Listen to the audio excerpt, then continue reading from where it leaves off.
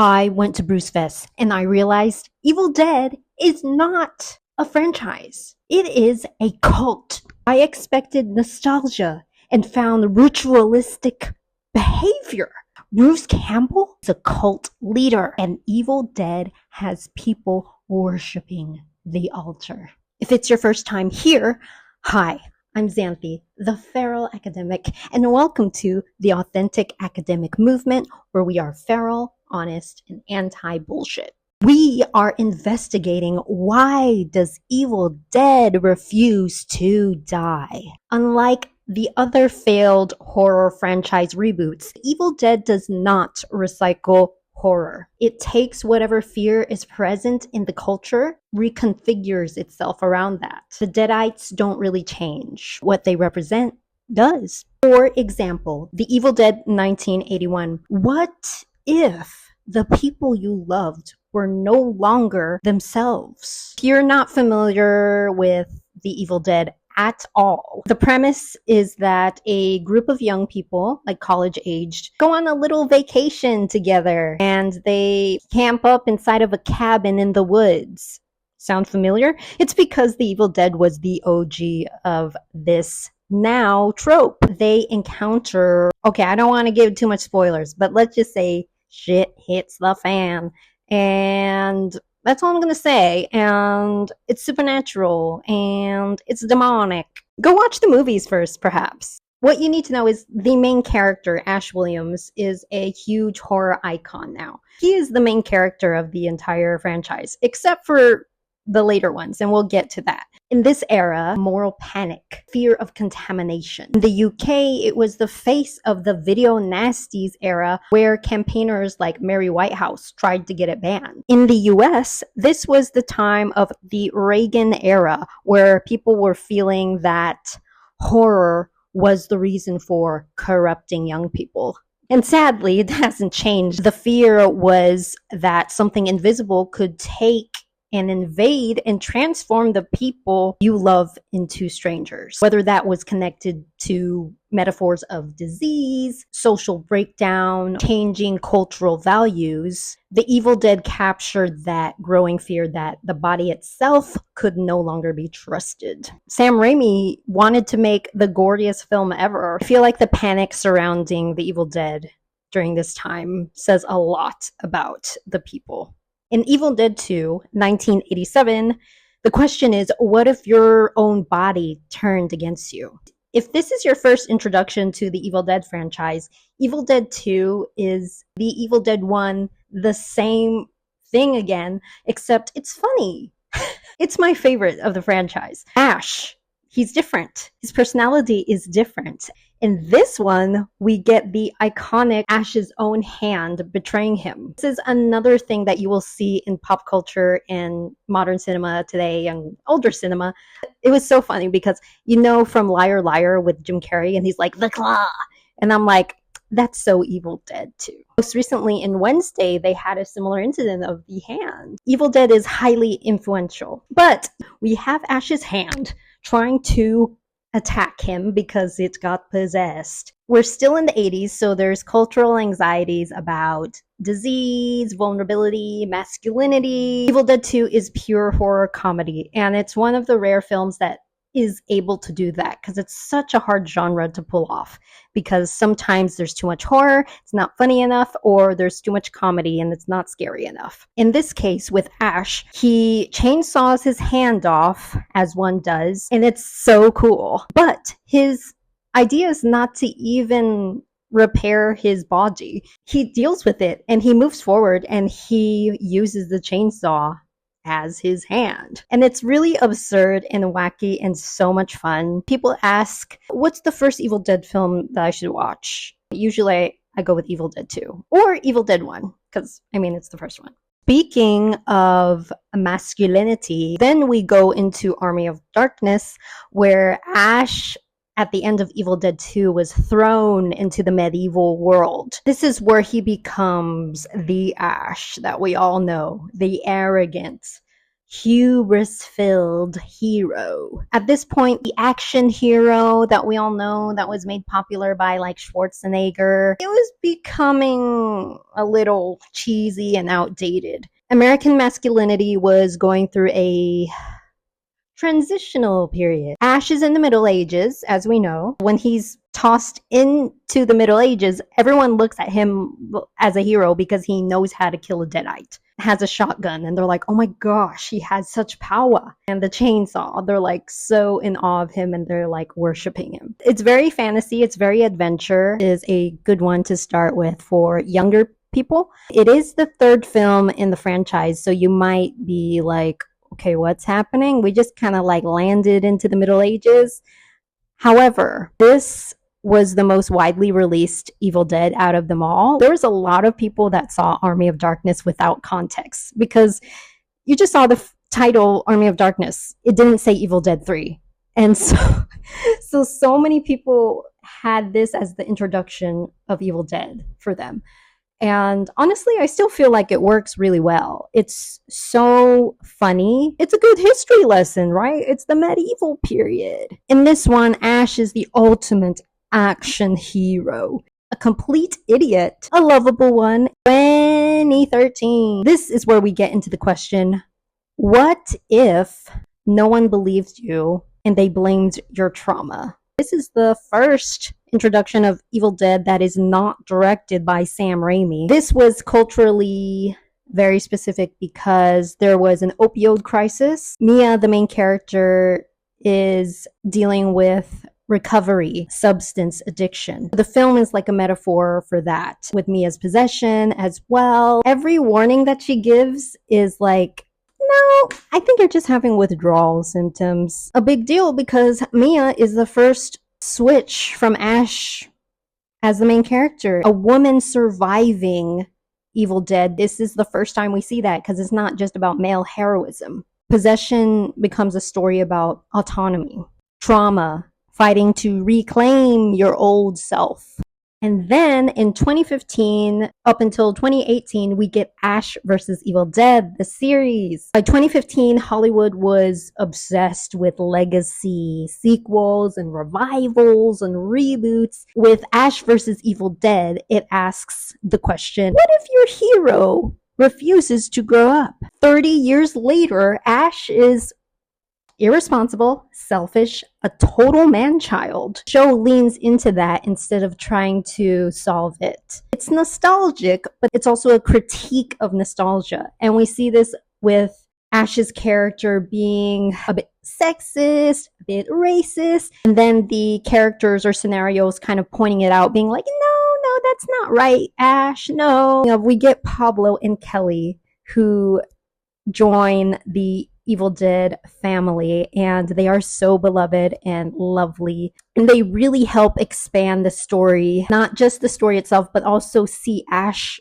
as a developed character and how he interacts with people. And the show is great because we see his background, we see his relationship with his father, the whole trauma of actually going through the demons and the deadites. You never come out of that really the same. This is where the Evil Dead really starts to feel like a massive universe. Then we get Evil Dead Rise. 2023.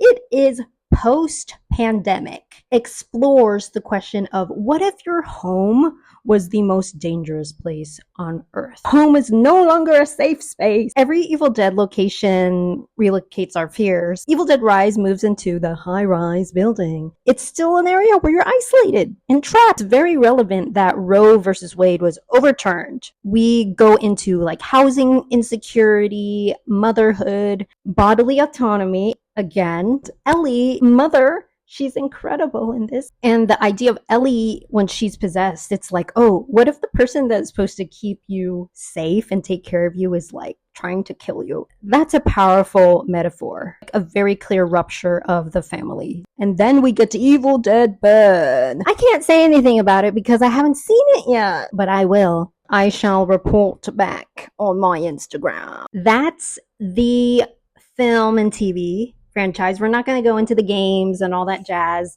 However, we are going to talk about another reason why the Evil Dead won't die is because of its origin story, because of the lore of actually making the film. Famously, it was incredibly brutal to shoot this film. Indie filmmaking at its finest. I mean, Sam Raimi was what, 1920 when he directed this? He still hasn't hatched. I think some of them were high when they were filming certain scenes. They slept in the cabin. The fake blood caused rashes. It went way over schedule. And I believe like the camera wasn't theirs and they lied about like I don't have my book with me. There's an entire book about the behind the scenes of the Evil Dead, and it is insane. I feel like an actual film about the filmmaking of Evil Dead would be so fantastic. How they did The Room and the making of The Room, that film. I honestly am so surprised they haven't made one yet.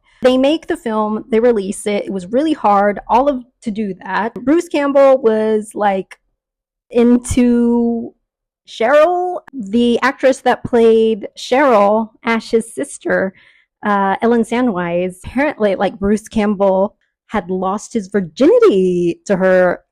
Okay, I'm not sharing this tea like as if I'm not allowed to. He literally announced it, so I mean, it's good lore. But also, they played siblings. It's giving like Dexter. Stephen King called The Evil Dead, once it came out, the most ferociously original horror film. They marketed the hell out of that statement because if the Stephen King of horror says your film is brilliant, you better share that everywhere. He really helped The Evil Dead get visibility. Now we move on to Bruce Campbell. Ash Williams. Ash Williams is not introduced as a hero in Evil Dead 1. He's a survivor. He's a final girl. He's a final boy. A final guy. At the time, that wasn't common. Like, we see it a lot now, and the way that he was represented was not very powerful. He was very scared to fight. He didn't do much. He only survived because everyone else died. And then he ends up dying anyway. So this whole, representation of a survivor was typically only viewed for women characters. In Evil Dead 2, he's transformed into this little more confident character, chainsaw and losing the love of his life and being heartbroken. That's what Evil Dead 2 is, a love story, man, and people don't focus on that enough. In Army of Darkness, he's like this machismo action hero. The transformation, usually that wouldn't work in a franchise because it doesn't make sense. Here it does. It's because of the lore surrounding this franchise, but also because of the brilliant Bruce Campbell. You cannot have Ash Williams without Bruce Campbell. I'll say never say never. Maybe there's a time in the future where someone will actually play Ash, but I honestly, it's going to be the biggest, massive shoes to fill because people, including myself, adore Bruce Campbell and what he brought to Ash. He is Ash. It surpasses him as a person. Like, it's so mythical, it's so huge, it's so iconic. You'll see costumes of him, whether it's like the Army of Darkness outfit, but most commonly his Evil Dead 2 costume with the chainsaw. Different iterations of it, female spin. This is what I mean about ritual. People are so passionate about Bruce and Ash and Evil Dead. In Army of Darkness, this is where we get a lot of those super famous lines that people like to repeat. Hail to the king, baby. People repeat that all the time. He knows, like, people will approach him and they want that. They want that character.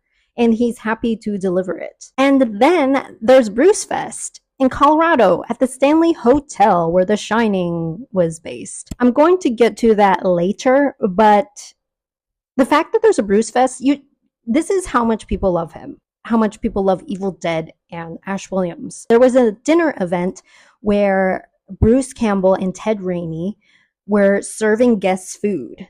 Like literally, like bringing over plates. And it was so cute. Once you've been to an event like Bruce Fest, you start to see why, again, this franchise will not die.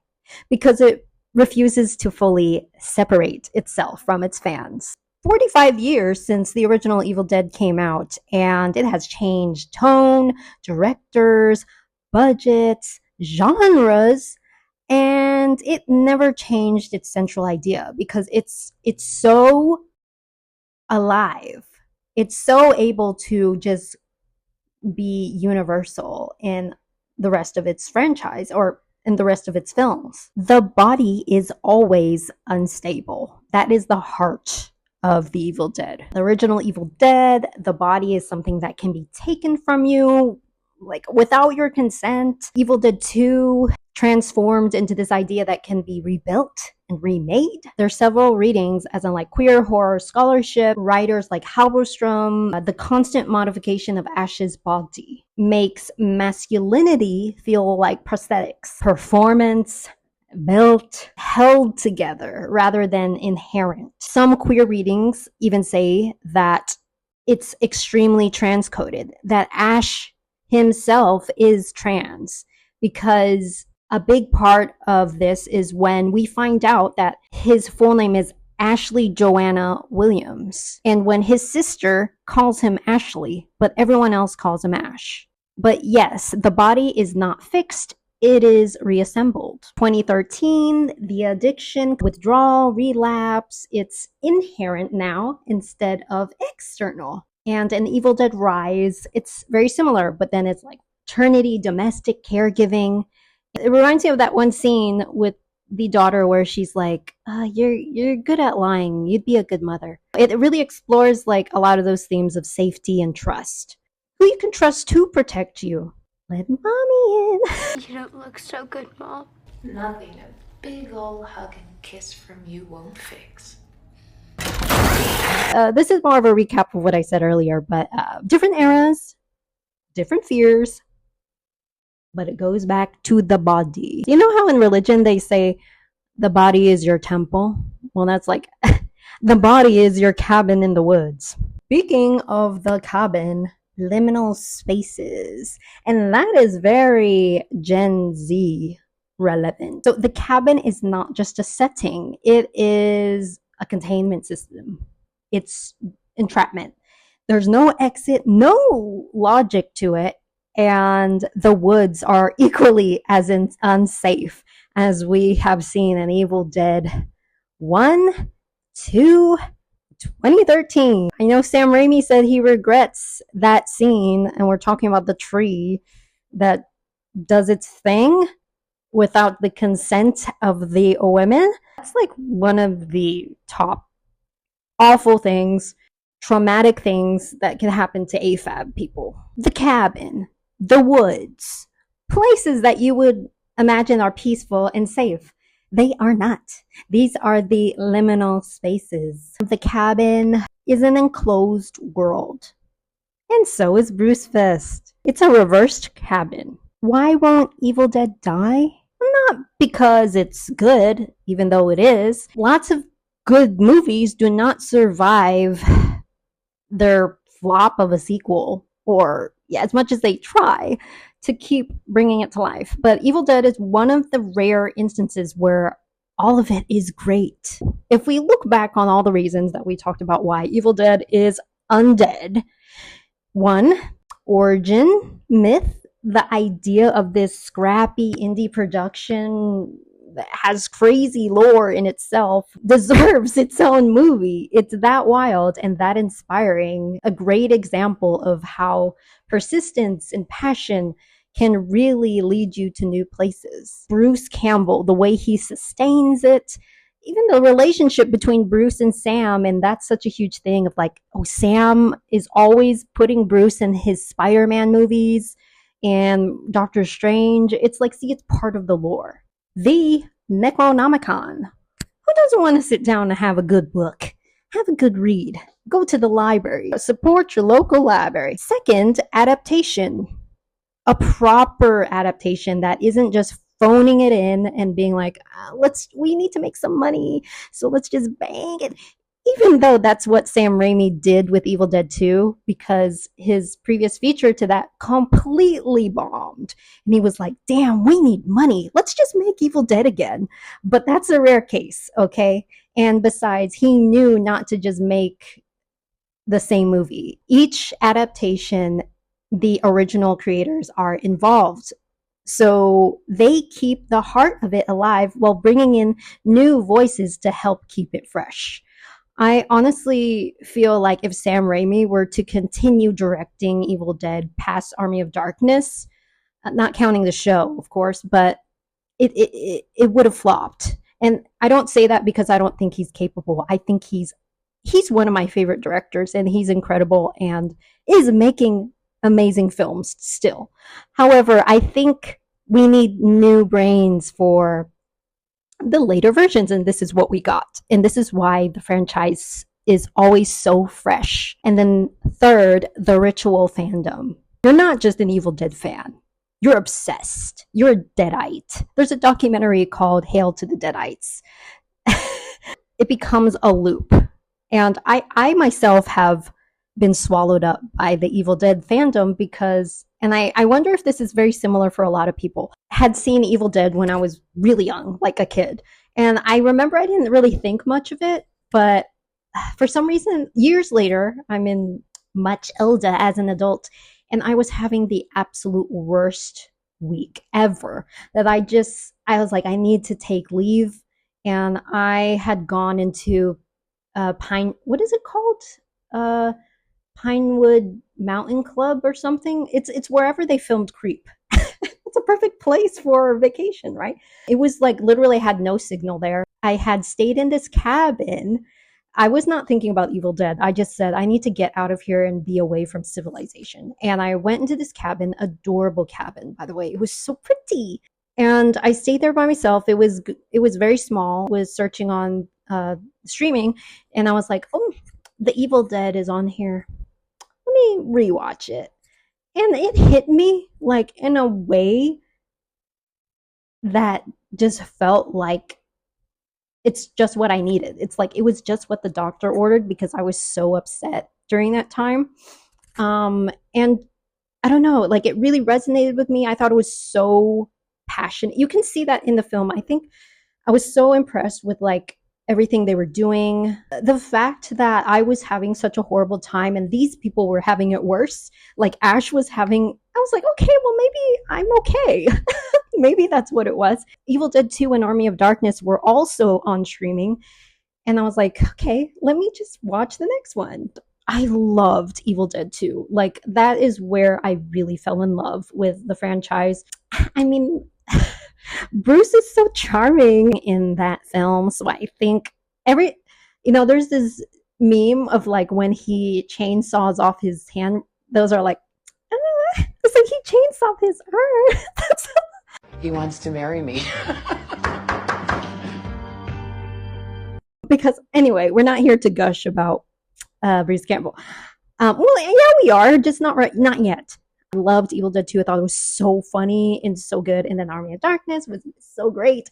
And then when I got home, I started binge watching Ash versus Evil Dead, etc., etc., etc. And I think that's a big reason why a lot of people love Evil Dead is because it's not half-assed. There are some movies and franchises that you will watch that they're like, oh, they just phoned it in. They just wanted to make money and they don't care. But with every film of Evil Dead, whether it's Sam Raimi directed or not, it's so, you can tell these people care about this franchise, about this story, about the legacy that this whole world has. It just resonates because horror is universal. That quote from Fangoria Studios that I always like to reuse, we all scream in the same language. And that's what it's like watching Ash suffer. It's like, I mean, he speaks English if you're English speaking, but I'm talking more about like fear is universal. Suffering is universal. And to see him go through like the worst possible experiences ever and still come out of it with his head on his shoulders, and somewhat okay coping, especially in Ash vs. Evil Dead. I love how they finally approach the trauma stuff. It makes you feel like you're seen. And that's what's beautiful about horrors. Like, it should make you feel seen, that you're not facing trauma or terror or fear all by yourself. Now we can get to Bruce Fest. Oh my God, I'm just like sweating. It's so hot in the UK right now. So at Bruce Fest, they had Dr. Justin Sledge of Esoterica presenting on real Necronomicons. Yes, like legit. There was a podcast of Bruce fans that they were invited to do a recording there, which is so nice. Like the fact that they invited fans to be a part of the official Bruce Fest. And again, as I mentioned earlier, them serving like food, and then there was trivia that you could do with them. I remember one of the questions was, what are the name of Bruce's cats? So these were like hardcore fans. It's not just like, when did the film come out?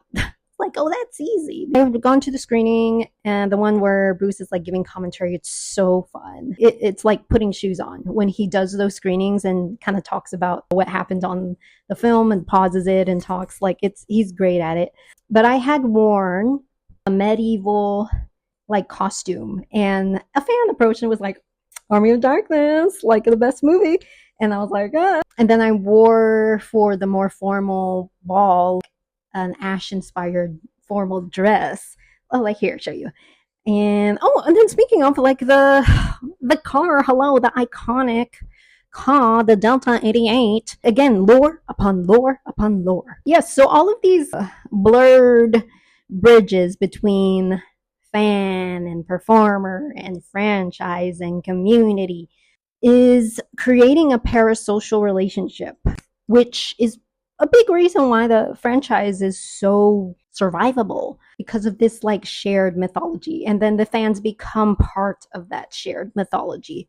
And I got to meet Bruce. Okay, little side story.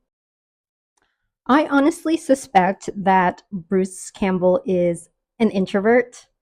I mean, he's a water sign, but I think he's just brilliant at like performing and turning it on. I got to meet him, and I was like, oh, he's just a person, you know, I just want to say hi and how much I appreciate his work. I heard it a million times. But then when I got there, I got so nervous. I was like, hi. Oh, first of all, I'm an Air Force veteran, and Bruce is so supportive of military veterans because his brother was in the Army. And so I was like, oh, that's so wonderful. Like, he tours the bases and supports them. And he even went to Iraq, I believe. So legit. It's like he's actually going there to say hello. And he's not just like throwing money anonymously. Like, he actually went there and he talked to veterans and active duty. I wanted to tell him thank you for that. And I'm in line with my friend because we want to take a picture with Ted and Bruce. And then I just go blank, and I'm just like, hi, thank you for what you do for the military. And then that was it. And then he was like, yeah. And then my friend's like, she was in the Air Force, for context. And then he was like, oh.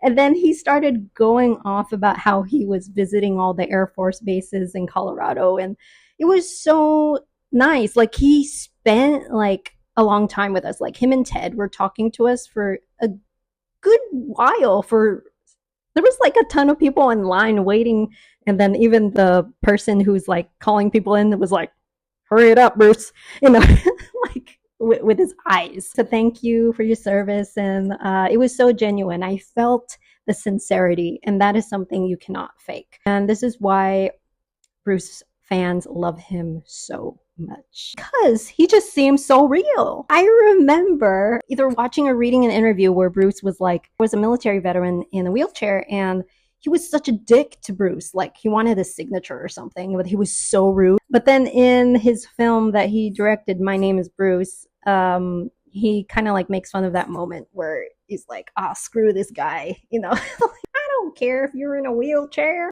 I'm gonna say what I say. It doesn't matter if you're this or that. If you're a dick, you're a dick. Who will open the Book of the Dead next? Because we have Sam Raimi, who set the foundation, built the universe of Evil Dead, and then we had Fede Alvarez, making it traumatic. Lee Cronin made it domestic. And Vasenek will make it something that I'm not trying to read too much spoilers before I see it. But there is one thing I've noticed that has not happened. A woman has never directed Evil Dead. I mean a film. No woman has directed an Evil Dead film. And I don't mean that as like, oh, we need EDI or it's the token statistic. I mean, because especially Evil Dead is about body and the horror of the body and how it's rebuilt, transformed, changing, unstable. And women are the ones who suffer a lot from this. Especially we're having more women-led characters. These are all women-driven themes that the Evil Dead explores very heavily, actually. Who is going to carry that into the next iteration of Evil Dead? I have spent years researching horror, making it, going to Bruce Fest, and I realized that I wasn't just observing it anymore. I was in it. At some point, you just want to stop researching Evil Dead and you want to contribute to it. I don't want to just study Evil Dead anymore. I want to direct one. Not because I think I own it, because nobody owns the Evil Dead. Every generation walks into that cabin. Every generation opens that book. And that's why it never dies. Okay, ferals, if you're still here, I love whatever delightful thing is wrong with you. Please subscribe if you'd like to keep in touch. I am sending you love, hugs, and legal drugs. Remember, we're ferals, not failures. Oh, actually, wait. I wanted to say that Ash is a feral academic. Evil Dead 1, University of Michigan. And then we find out he studied engineering. Feral academic, if there ever was one. The most feral of them all. Hope you thought this video was groovy. Class dismissed.